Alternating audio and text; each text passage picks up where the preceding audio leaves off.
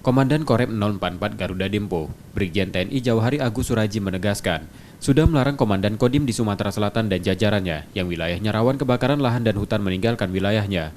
Hal itu dilakukan untuk menjaga wilayah yang menjadi tanggung jawab para dandim, aman dari kebakaran lahan dan hutan, dan cepat melakukan tindakan pemadaman dini jika ditemukan lahan yang terbakar.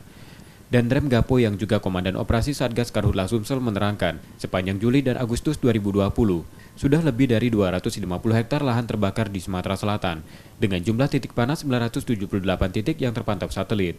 Upaya pemadaman lahan terbakar sudah dilakukan maksimal agar tidak meluas. Dandim jajaran itu kalau ada titik api, dia tidak boleh pulang sebelum api itu padam. Padam tuntas ya. Padam. Tidak ada asap. Iya. Asap tidak ada keluar lagi, baru dia bisa kembali ke ini. Itu pun dengan setiap hari dia harus mengevaluasi gitu,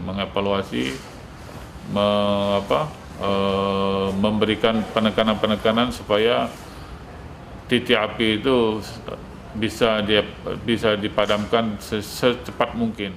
Danrem Gapo juga menegaskan, dengan sebaran titik panas dan titik api yang mulai meningkat, mereka memperkuat tim lapangan dengan mengoptimalkan pemadaman dan menjaga lahan yang rentan terbakar agar titik api tidak menyebar.